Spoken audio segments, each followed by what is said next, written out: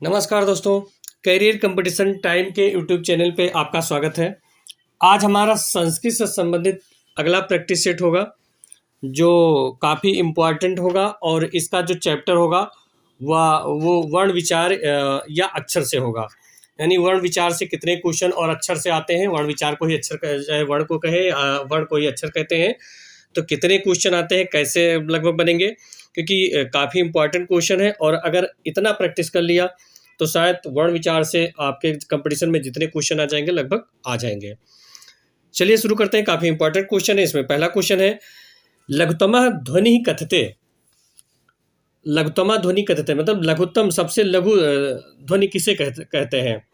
वर्ण, वर्ण को, शब्द, वाक्य या वाक। तो सबसे लघुतम मतलब सबसे छोटा कौन होता है, तो इसे क्या कहते हैं, वर्ण कहते हैं। वर्ण को ही अक्षर कहा जाता है क्योंकि ये सबसे छोटा होता है और कई अक्षरों से मिलकर शब्दों का निर्माण होता है। तो इसलिए कहा गया है कि वर्णते अभिव्यंजते वह लघुतमो ध्वनि एन सह। और अगर वर्ण को ही अक्षर कहा गया है तो दूसरे शब्दों में देखा जाए, ना क्षरः क्षरणम यस्मात् तत् अक्षरम। ना क्षरा क्षरणम यस्माद तद अक्षरम मतलब इससे छोटा कोई नहीं होता है। तो इसलिए पहला का जो हमारा होगा आंसर ए होगा। क्वेश्चन नंबर दूसरा है, संस्कृत वर्णमाला कति वर्णा संत। मतलब संस्कृत वर्णमाला में कितने वर्ण हैं। 5, 49, 50, 13 या 9। तो इसका कौन सा होगा, बी नंबर। 49 से 50 वर्ण हैं। अगला क्वेश्चन है, क्वेश्चन नंबर तीसरा, महर्षि पाणिनि विचारा अनुसार संस्कृत वर्णमालायाम कति वर्णा संत। मतलब महर्षि पाणिनि के अनुसार जो संस्कृत वर्णमाला है उसमें कितने वर्ण हैं। क्योंकि यहाँ पे 63, 64 है, 50, 52 है, 25, 26 है या 13, 14 है। तो महर्षि पाणिनि के अनुसार कौन सा होगा, ए नंबर होगा, 63 और 64। जबकि 50, वैसे तो 50 और 52 माने जाते हैं, लेकिन महर्षि पाणिनि जो है वो 63 और 64 मान रहे हैं। तो क्वेश्चन नंबर तीसरा का ए होगा। अगला क्वेश्चन है क्वेश्चन नंबर 4, संस्कृत वर्णमालायाम स्वरम वर्णस्य संख्या अस्ति। क्योंकि संस्कृत वर्णमाला में कितने होते हैं, 2, एक स्वर एक व्यंजन। तो यहाँ स्वर पूछ रहा है कि स्वर वर्ण कितने होते हैं, 11, 13, 49, 25। तो इसमें स्वर वर्ण हो गए 13। क्वेश्चन नंबर चौथा होगा,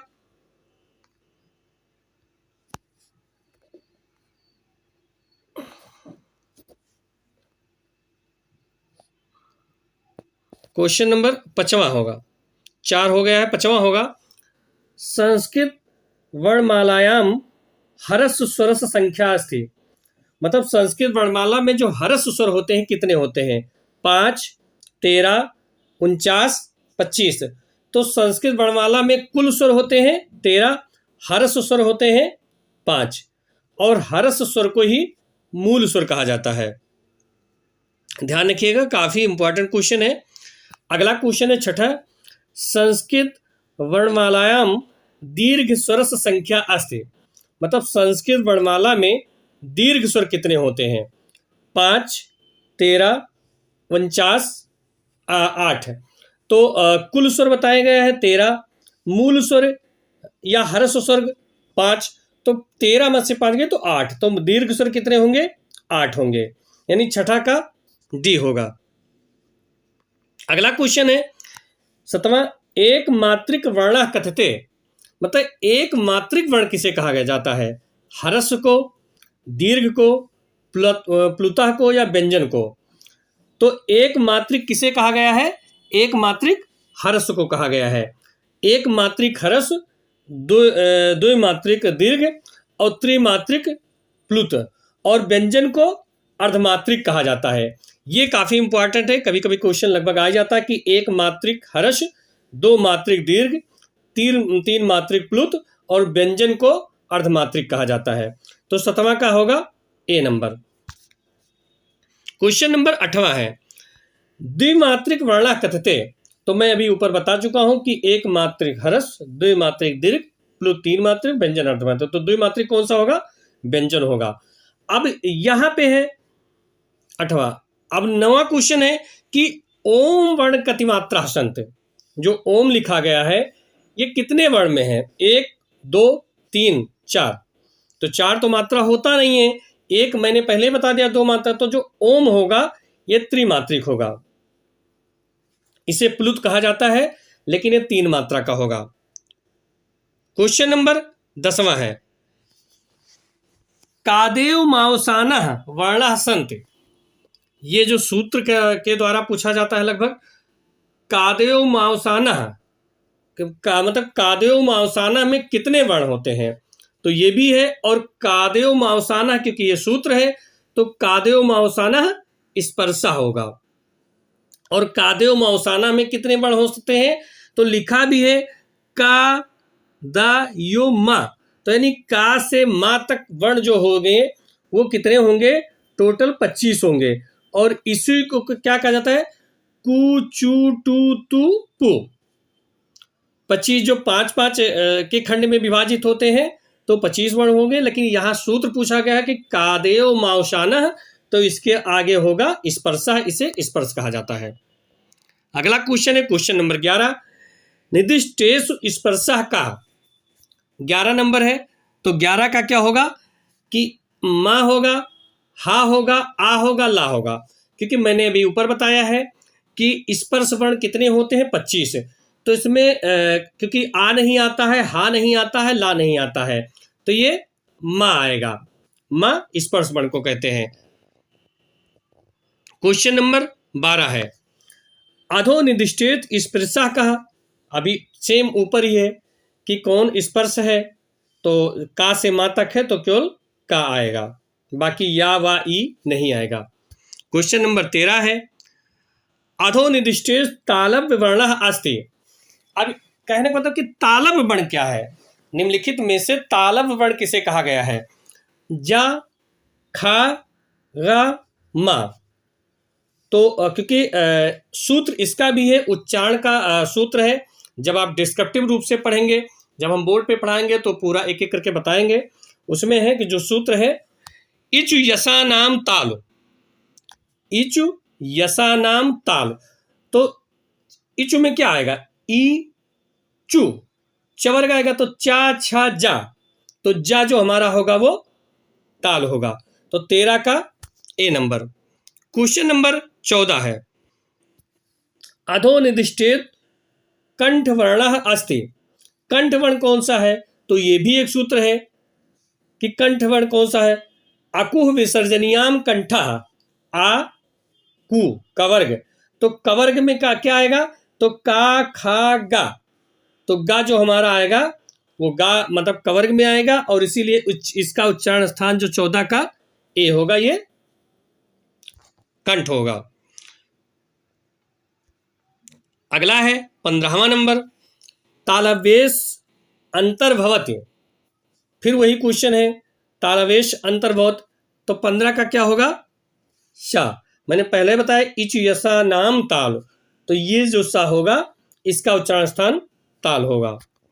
क्वेश्चन नंबर 16 है, ये भी काफी, क्योंकि ये उच्चारण के स्थान से है, इसे वर्ण कहा जाता है, तो ये काफी इंपॉर्टेंट है, जो लगभग 1-2 क्वेश्चन हर कंपटीशन में आएगा। चाहे आप कोई टेट का दे रहे हो, चाहे टीजीटी दे रहे हो, पीजीटी दे रहे हो, या एलटी, जीआईसी, नेट सब दे रहे हो, तो 1-2 क्वेश्चन इससे जरूर आ जाएगा। और वैसे भी जानना भी जरूरी होता है, तो इसलिए काफी इंपॉर्टेंट है। 16वां नंबर है, जिह्वा मूल्य वर्णासन। जिह्वा मूल में कौन सा वर्ण आता है? तो इसमें का, ला, ला, पा। तो जिह्वा मूल्य क्या होगा? ए नंबर का आएगा। क्वेश्चन नंबर 17 है, उपधमानीय वर्णासंत का, ला, ला, पा। तो उपधमानीय कौन सा होता है? जब का और खा से पहले चिन्ह लग जाए ऐसे करके तो ये उपध्मानीय हो, सॉरी, पा और फा से पहले जब लग जाए तो ये उपध्मानीय होगा। तो इसका जो होगा डी होगा। क्वेश्चन नंबर 18वां है, व्यंजन वर्ण कति मात्रा भवति। मैं ऊपर ही बता दिया हूं कि व्यंजन वर्ण में कितने मात्रा होते हैं, अर्ध, एकः, द्वि, तीसरा। तो व्यंजन अर्धमात्रिक होता है। क्वेश्चन नंबर 19 है, स्वतः उच्चार्यन्ते इति, मतलब स्वतः उच्चारण किसका होता है, स्वरः का, व्यंजना का, अनुनासिका का या संध्याक्षराण का। तो स्वरः उच्चार्यन्ते, स्वतः उच्चार्यन्ते इति स्वरः, मतलब स्वर जो होते हैं उनका उच्चारण खुद होता है। अगर व्यंजन को देखा जाए तो इनको व्याख्या की आवश्यकता जरूर होती है, ये स्वर के ऊपर हमेशा निर्भर होते हैं। स्वर अगर नहीं मिलेगा तो इनका उच्चारण नहीं होगा, क्योंकि इस व्यंजन को कहा ही गया है कि अर्धमात्रिक। तो जिस वर्ण का मात्रा ही पूरा नहीं होगा उसका उच्चारण हो ही नहीं सकता है। तो इसलिए यहाँ पे जो स्वतंत्र देखा जाए वो स्वर होगा, व्यंजन स्वतंत्र नहीं होता है, व्यंजन डिपेंड होता है स्वर के ऊपर। क्वेश्चन नंबर 20 है, समान स्वर युग्म अस्ति। समान स्वर कौन सा है, आ ई, आ उ ई। तो समान स्वर किसको कहा गया है, ये समान स्वर युग्म आ होगा। क्वेश्चन नंबर, क्योंकि समान स्वर मतलब क्या होता है, उच्चारण स्थान। तो उच्चारण स्थान जो इसका होगा अलग होगा, इसका अलग होगा, इसका अलग होगा। तो ये जो होगा ये ए नंबर समान होगा। क्वेश्चन नंबर 21 है, चार वर्णा कुत्र अंतर भवति। अनुनासिक, स्पर्शः, स्वरः, संघर्षः। तो हम ऊपर भी बता चुके हैं कि इच यसा नाम ताल वो है, लेकिन स्पर्श वर्ण भी आता है, कादेव मावसाना स्पर्शः। तो चा जो आता है कु चू टू तू पू में आता है, तो चू मतलब यहाँ चा होगा और ये स्पर्श वर्ण में आएगा। अगला क्वेश्चन है क्वेश्चन नंबर 22, मूर्धन्येषु अंतर्भवत्। मूर्धन के अंतर्गत कौन आता है, सा, या, वा, ला। तो 22 का कौन सा होगा, 22 का ए। रटु रसाणाम मूर्धा, इसका जो सूत्र है वो है रटु, इस पे लिख तो नहीं जाना है, लेकिन रसाराण, तो ये जो होगा ये सा आएगा। तो इसलिए ये सा जो हमारा है ये इसमें है, तो इसलिए इसका स्थान मूर्धन होगा। अगला क्वेश्चन है, हरस स्वरः अस्त। तो हरस स्वर क्या है, आ, ए, का, उ। तो 23 का होगा ए नंबर, हरस स्वर आ होता है। मैं पहले बता दिया हूं कि जो आ है वो हरस स्वर होता है और उसे मूल स्वर भी कहा जाता है, जबकि ए दीर्घ स्वर, दीर्घ होता है, उ भी दीर्घ है और उ हरस है। लेकिन यहाँ पे मतलब उ ये जो बड़ा वाला उ है ये दीर्घ होगा, और का जो होगा ये व्यंजन में होगा। और अगर ये हलंत लगा हुआ है तो अर्ध व्यंजन, मतलब ये पूरा स्वतंत्र ही नहीं है। जब हलंत लग गया तो इसका मतलब ये आ तो निकल गया, का आ निकल गया, तो लेकिन ये अधूरा हो गया, तो मतलब ये बैसाखी पे डिपेंड हो गया, तो इसलिए इसका कोई मतलब ही नहीं है। क्वेश्चन नंबर 24 है, हरस स्वरा न अस्ति। अब यहां पे आ गया कि हरस स्वर नहीं है, तो आ, उ, ई ये हरस स्वर के अंतर्गत आता है, जबकि ए जो होगा ये हर्ष स्वर के अंतर्गत नहीं आएगा, इसे दीर्घ स्वर कहते हैं। अगला क्वेश्चन है क्वेश्चन नंबर 25, हरस स्वरा न अस्ति। हरस स्वरा न अस्ति, हरस स्वरा न अस्ति, वो सेम ही है, क्वेश्चन तो सेम ही है, बस हमारे मतलब जो ये है चेंज कर दिए हैं, हरस स्वरा न अस्ति। तो क्योंकि आ हरस स्वर है, ई और ली जो होता है ये भी हरस स्वर के अंतर्गत आता है, सेम है, ऐ नहीं होता है। लेकिन एक बात यहाँ और ध्यान रखिएगा कि जो ली होता है, ली, इसका दीर्घ नहीं होता। ये क्वेश्चन बहुत आता है, लगभग हर कंपटीशन में आ जाता है, किसका दीर्घ नहीं होता है। तो ली का दीर्घ नहीं होता है, और जबकि ए, ऐ, ओ, औ इसका ह्रस्व नहीं होता है। तो ये एक इंपॉर्टेंट क्वेश्चन होता है, इसको ध्यान रखिएगा। क्वेश्चन नंबर 26 है, दीर्घ स्वरा अस्ति।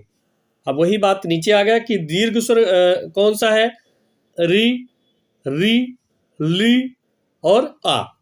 तो दीर्घ, क्योंकि ये आ, ई, उ, री, ली ये ह्रस्व में आ जाएगा, और ली ये ह्रस्व, ये ह्रस्व। तो ये जो होगा ये, क्योंकि ये जो दो मात्रा लग जाता है ये दीर्घ के अंतर्गत आ जाता है, तो इसलिए इसका बी होगा। 26। 27 नंबर क्या होगा, अंतस्थ वर्ण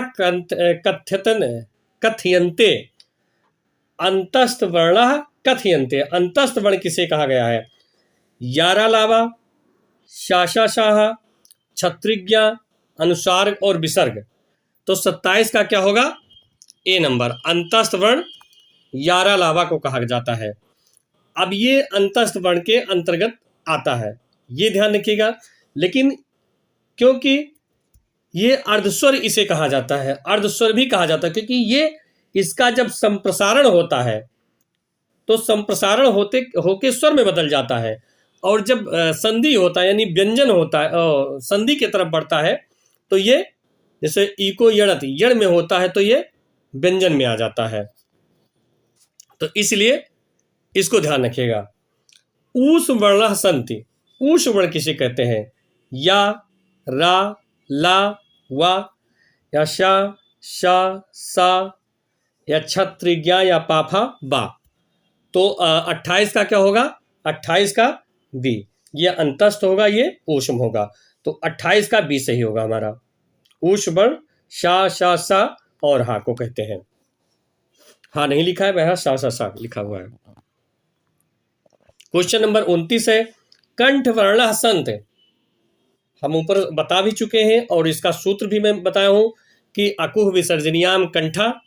तो कंठ वर्ण के अंतर्गत कौन कौन किससे आते हैं, तो यहाँ 29 का क्या होगा, बी। 29 का बी होगा।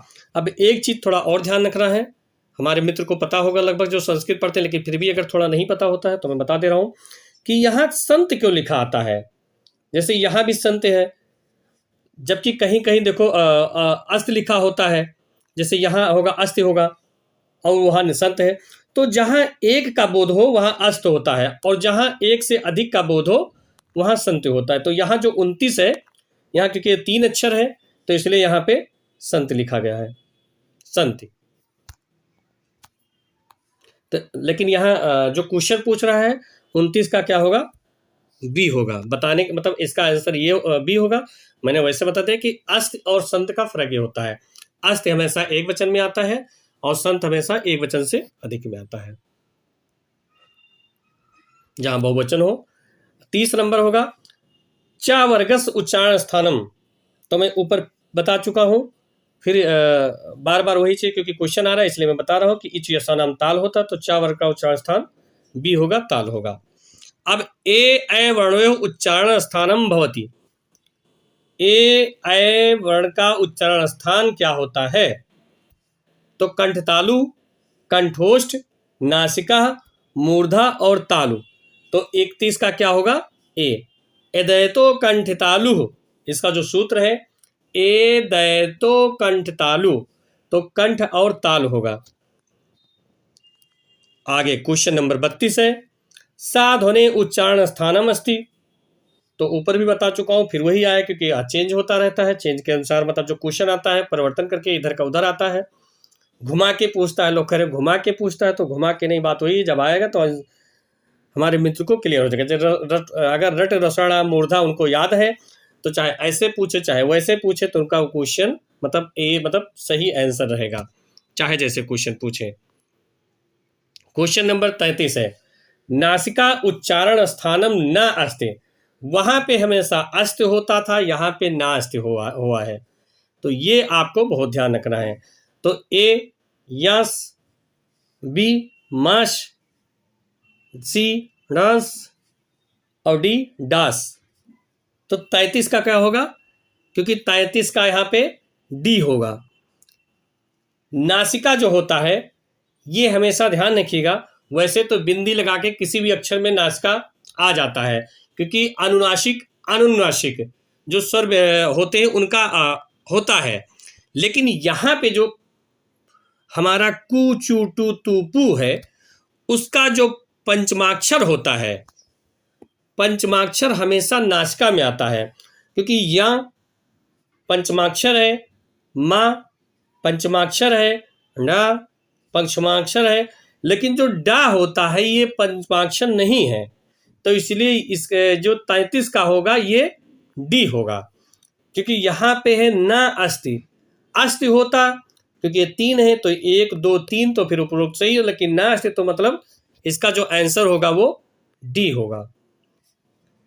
क्वेश्चन नंबर 34 है, ओष्ठ वर्णो कथ्यते, ओष्ठ वर्ण कहते हैं, ओष्ठ वर्ण किसे कहते हैं ये भी आपको ध्यान रखना है। ए नंबर उ ऊ, बी नंबर ता था, सी नंबर का खा, डी नंबर ए ऐ। क्योंकि हम बार बार सूत्र इसको ऊपर बता के आए हैं तो बार बार सूत्र बताने की जरूरत नहीं है, जहाँ जो नया होता है उसको बता देते हैं। तो ये इसका नंबर होगा ए नंबर। 35 नंबर होगा, न ध्वनि उच्चारण स्थानम दंतानम अतिरिक्त अस्ते, मतलब जो ना ध्वन है उसका उच्चारण स्थान दंत के अतिरिक्त कौन सा होता है। तो मैंने अभी ऊपर बताया है, जस्ट ऊपर बताया है, थोड़ा इसको ध्यान कि जो दंत तो हमारा हो ही गया, लित लसा नाम दंता इसका जो सूत्र होगा, तो लित लसा नाम दंता, ना का उच्चारण स्थान दंत हो गया। लेकिन ये जो कह रहा है क्वेश्चन कि ना ध्वनि है, जो ना का ध्वन है ये उच्चारण स्थान, इसका उच्चारण स्थान दंता नाम, दंत के अतिरिक्त अस्ति, दंत के अतिरिक्त कौन सा होता है। तो मैं अभी इससे पहले जस्ट बताया हूं कि जो हमारा पंचमाक्षर होता है कु चू टू तू पू, उसका जो पंचमाक्षर मतलब 5वां जो अक्षर होता है या अंतिम अक्षर होता है उसे नासिका के अंतर्गत भी गिना जाता है, क्योंकि न हमारा ता था दा धा न ये पंचमाक्षर है, इसलिए दंत के अतिरिक्त नासिका भी आता है। कभी कभी ऐसा पूछ लेते हैं कि इसका उच्चारण दंत प्लस नासिका, तो या तो ये सही होगा, लेकिन यहाँ दंत उसने पहले ही बताया है कि न उध्वनि उच्चारण स्थान दंत अतिरिक्त अस्ति, मतलब दंत के अतिरिक्त कौन सा होगा, तो दंत के अतिरिक्त नासिका होगा। इसको ध्यान रखिएगा। अगर आप वो सूत्र याद कर लेंगे, छोटा सा सूत्र है, तो आप कोई भी अक्षर भूल ही नहीं सकते हैं।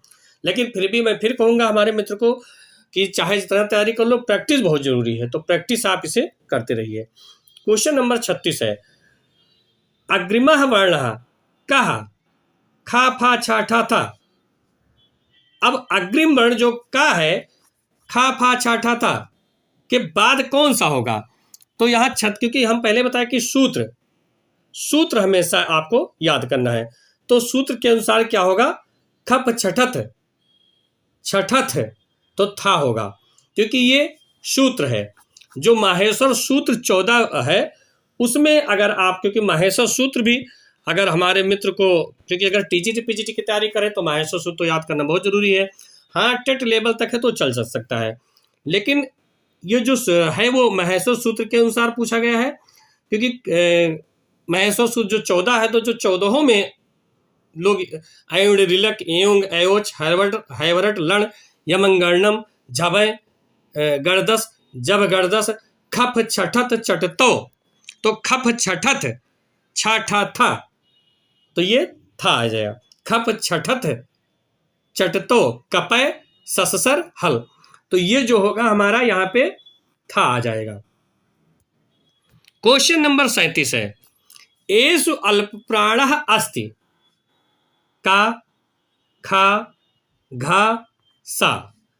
अल्प प्राण किसे कहा गया है, क्योंकि अल्प प्राण महाप्राण भी होता है, तो ये भी क्योंकि क्वेश्चन में पूछ लेते हैं और ये भी याद करना और जानना जरूरी है। तो अगर टेट तक है तो अगर आप प्रैक्टिस से काम आपका चल जाएगा, क्योंकि अल्प प्राण और महाप्राण, तो हमारे मित्र को ये ध्यान रखना है कि अल्प मतलब क्या होता है, हम इसे न लिखे बल्कि ये दे दें कि अल्प मतलब होता है छोटा या थोड़ा। तो इसमें अगर उच्चारण स्थान जो होगा तो अल्प प्राण का जो होगा का, खा, तो का उच्चारण स्थान जो होगा ये छोटा हो रहा है, जबकि खा ज्यादा हो रहा है, तो खा महाप्राण में आ जाएगा। लेकिन यहां पे जो आएगा 37 का होगा, तो 37 का ए होगा, का हमारा अल्प प्राण है। ये देखो जस्ट महाप्राण भी आ गया, यही चीज। तो जो महाप्राण है वो बी होगा। अल्प प्राण जो होगा पहला, तीसरा, पांचवा होगा। जो महाप्राण होगा वो चौथा होता है, तो इसलिए यहाँ पे महाप्राण होगा। पहला, तीसरा, पांचवा मैंने बताया था कि जो कु चू टू तू पू जो स्पर्श वर्ण 25 होते हैं, उसमें पहला, तीसरा, पांचवा इसका बहुत ज्यादा खेल होता है। इसमें क्वेश्चन बहुत ज्यादा, जैसे अल्प प्राण, महाप्राण भी है, और मतलब कई सारे उच्चारण स्थान हैं। उच्चारण स्थान के अतिरिक्त भी बहुत सारे क्वेश्चन बनते हैं, तो इसलिए इसको याद करना बहुत जरूरी होता है। तो महाप्राण यहाँ पे मैंने बता दिया 38 का कौन सा होगा, बी होगा, क्योंकि ये दूसरे वर्ण में आता है, का के बाद खा आता है, तो इसलिए महाप्राण में आ जाएगा। अब यहाँ पे फिर सूत्र है, क्योंकि मैं सूत्र ऊपर से बताते आया हूं, बार बार बता रहा हूं कि अकुह विसर्जनीयाम कंठा, तो यहाँ पे इसका जो होगा अकुह सी आ जाएगा। अब ली ध्वनि उच्चारण स्थानम भवति, तो लित लसा नाम में फिर बता के आया हूं कि ऊपर क्योंकि जितने उच्चारण स्थान हैं लगभग मैं बता के चला आया हूं, तो इसलिए इसको देख लीजिए कि लित लसा नाम दंता है। फिर अगला क्वेश्चन है क्वेश्चन नंबर 41। वा वर्णस उच्चारण स्थानम वर्तते है वकारस दंतोष्ठो, सूत्र है इसका वकारस दंतोष्ठो, तो 41 का क्या होगा, ए नंबर। क्वेश्चन नंबर 42 है अकारस उच्चारण स्थानम अस्ति, आ का उच्चारण स्थान है। तो मैं क्योंकि बार बार सूत्र को बताता आया हूं, तो इसलिए यहां पे सूत्र ना बता के केवल आंसर ही बता देंगे कि अकारस मतलब अकुह विसर्जनीयाम कंठा, तो इसका सी होगा कंठ। अब ये होगा, ये मैंने पहले बताया था कि ऐसे लगने के बाद का और खा इसके अगर पहले मतलब आ जाए, और पा और फा इसके पहले आ जाए, तो दोनों में फर्क हो जाता है, केवल यही दो के पहले आता है। तो यहां पे है कि ये खा से पहले आया है, तो खा से पहले हमारा कौन सा होगा, जिह्वा मूल्य। और अगर यही चीज फा से पहले आ जाए तो उपधमानीय हो जाएगा, उपधमानीय अभी पहले आया हुआ है, यहाँ जिह्वा मूल्य आ गया है, तो क्योंकि का और खा से पहले आया है तो उपधमानीय हो जाएगा। ये चीजें ये ध्यान रखिएगा, और यही चीज अगर फा से पहले आ जाएगा तो उपधमानीय हो जाएगा। इच यसा नाम फिर वही आ गया, तो इच यसा नाम था।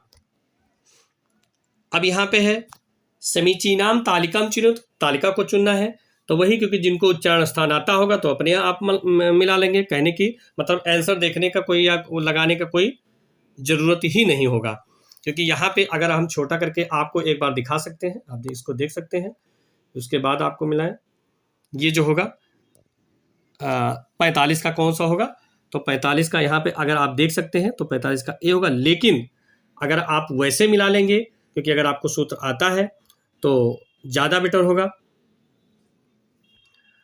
अब यहाँ पे स्पर्श किसका होता है, तो स्पर्श वर्ण कौन सा होगा, तो मैं पहले बताया कि कादयो माना स्पर्शा, तो का वर्ग का, क्योंकि कवर्ग कु चू टू तू पू ये वर्गों में विभाजित है, तो इसलिए कवर्ग का स्पर्श होगा। अब स्वर वर्ण किसका होगा, स्वर को अच भी कहा जाता है, ये भी ध्यान रखिएगा कि स्वर को अच कहा जाता है और व्यंजन को हल कहा जाता है, तो यहाँ पे अच होगा। अभी जिह्वा मूल्य, तो जिह्वा मूल अभी जस्ट मैं बता के जिह्वा मूल्य होगा औष्म सा सा सा, हाँ मैं बता के ऊपर आया हूं। क्वेश्चन नंबर 46 है,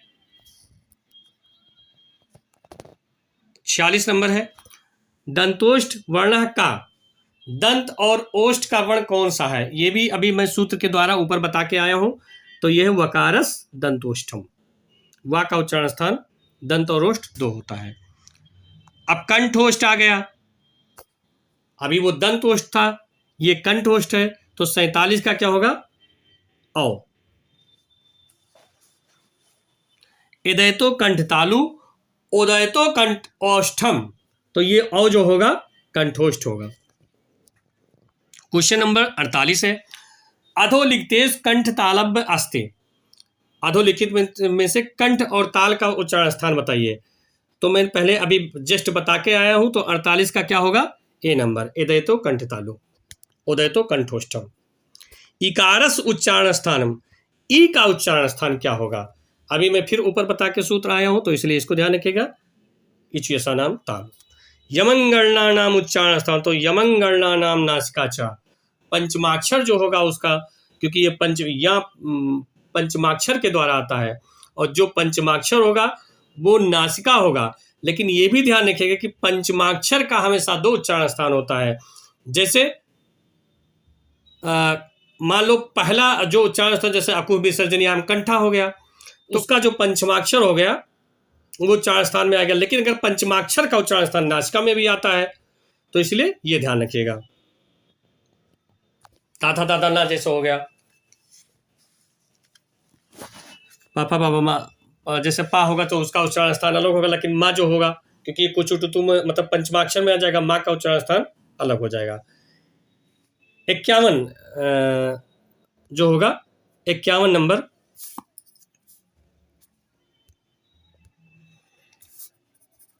लिकारस उच्चारण स्थानम किम, कंठ, तालु, मूर्धा, दंता। तो 51 का कौन सा होगा? क्योंकि हम सूत्र बार बार बताते आए हैं, तो 51 का कौन सा इसका आंसर सही होगा? डी, लितुलसानाम दंता। रिकारस उच्चारण स्थान किम, तो रट रसाणाम मूर्धा, मैं पहले ही बता के आया हूं, तो इसका उच्चारण स्थान सी होगा। क्वेश्चन नंबर 53 है,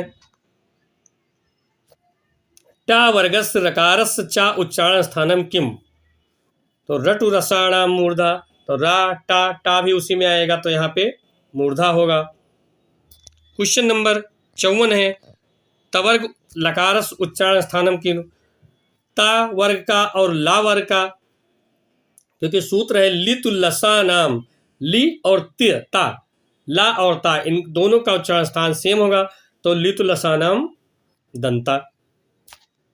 क्वेश्चन नंबर 55, उकार पवर्गयो उच्चारण स्थानम किम, उकार का उच्चारण स्थान क्या होता है? क्योंकि इसका भी सूत्र मैं ऊपर बता के आया हूं, ओष्ठो। दंत वर्ण अस्ति, 56 का क्या होगा? तो क्योंकि मैं बार बार इस सूत्र को बता के ऊपर ही आया हूं, तो यहाँ पे डी होगा। लित लसा नाम दंत है, तो ता था दा धा है, तो यहाँ धा क्योंकि उसी के अंतर्गत आएगा। तो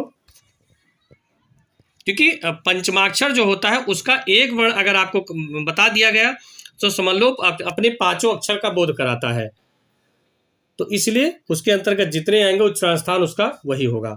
अब 57 नंबर क्वेश्चन है कि संस्कृत भाषायाम कत अंतस्थ वर्णा सन्ति, संस्कृत भाषा के अंतर्गत कितने अंतस्थ वर्ण हैं? तो ऊपर अभी मैं बता के आया हूं कि अंतस्थ वर्ण कितने होते हैं, तो बी नंबर, यावा राला, ये अंतस्थ वर्ण होते हैं। 57 का क्या होगा? बी। क्वेश्चन नंबर 58, अर्धस्वरा सन्ति, अर्धस्वरा में पहले ही बताया हो कि अर्धस्वरा कौन सा होता है? अंतस्थ है, अचह है, विवृता है या स्पर्शा है। तो 58 का कौन सा होगा? 58 का ए, अंतस्थ को अर्धस्वर भी कहा जाता है। 59 नंबर होगा, रकारा कस्मन ध्वनि संवर्गे परिगणा अस्ति, रकार जो होता है उसका ध्वनि संवर्ग किसके अंतर्गत गिना जाता है? व्याकरण शास्त्र के अनुसार है स्पर्श संवर्ग, ऊष्म संवर्ग, अंतस्थ संवर्ग या अनुनासिक। तो 59 का कौन सा होगा? 59 का सी, या रा लावा, ये अंतस्थ वर्ण के अंतर्गत आता है। तो जो रा होगा रकार, ये अंतस्थ वर्ण के अंतर्गत आएगा। क्वेश्चन नंबर 60 है, तालव वर्ण अस्ति, तो तालव वर्ण कौन सा होता है? तो इसका सूत्र में फिर बार बार वही ऊपर बताया गया, तो तालव वर्ण इच्छा नाम ताल होगा, डी नंबर। क्वेश्चन नंबर 61 होगा, निम्नलिखित का कस्य उच्चारण स्थानम चिन्होते, उच्चारण स्थान यहाँ चुनना है। तो अगर आपको वो सूत्र आता है तो पहले मैं आंसर दिखा दूं, आपको नीचे ऑप्शन दिखा दूं, आप देख सकते हो, और नहीं तो अगर आपको सूत्र आता है तो सूत्र के द्वारा आप उसे मिला भी सकते हो। क्योंकि यहाँ पे जो होगा होगा बी, मैं पहले बता दिया आपका जो होगा बी, लेकिन इसका जो होगा इचु यसानाम ताल होगा, वकारस होगा, दंतोष्टम होगा, रटु रसाणाम मूर्धा होगा, लितु लसानाम दंता होगा। तो अगर आपको सूत्र आता है तो ये देखने की जरूरत नहीं, आप पहले मिला लो तुम देखो, लेकिन को पेपर में तो यही करना है, आपको ये सही मानना है, इसलिए फटाका आपका मिल जाएगा। अब क्वेश्चन नंबर 62 है, थोड़ा छोटा क्योंकि ये भी मिलान करने वाला ही है।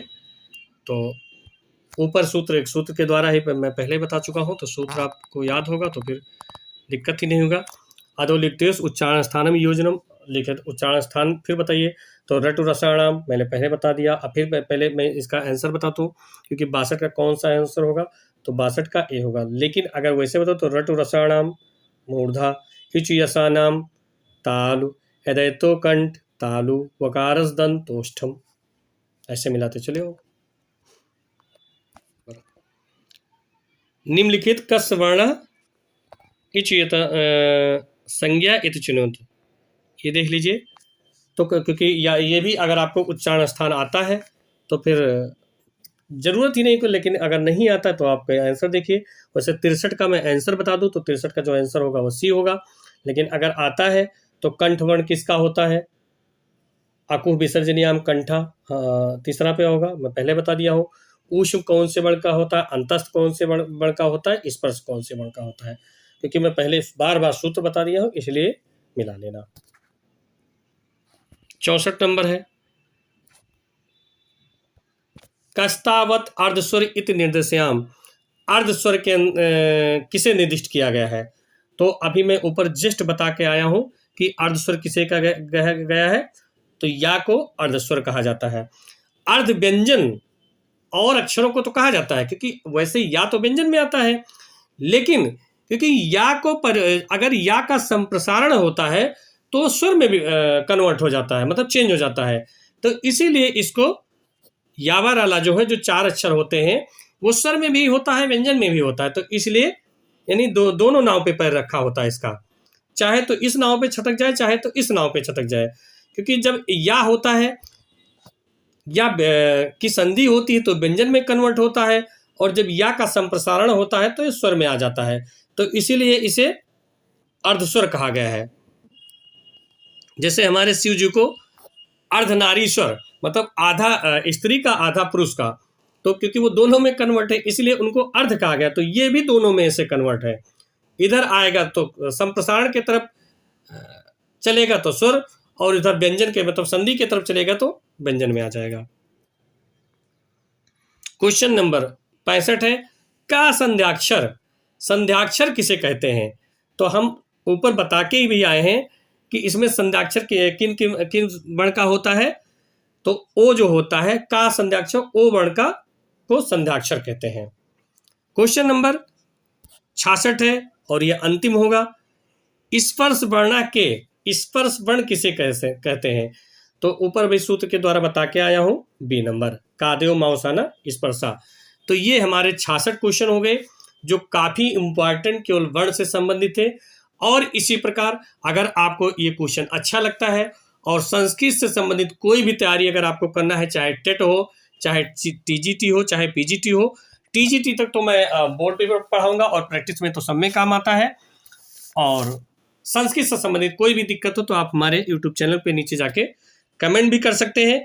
और इसलिए मैं आपसे बार बार निवेदन करता हूं कि अगर संस्कृत से संबंधित कोई तैयारी करना हो तो आप हमारे चैनल को सब्सक्राइब कीजिए, और कोई दिक्कत हो तो आप नीचे कमेंट में जाके क्वेश्चन पूछ सकते हैं। धन्यवाद।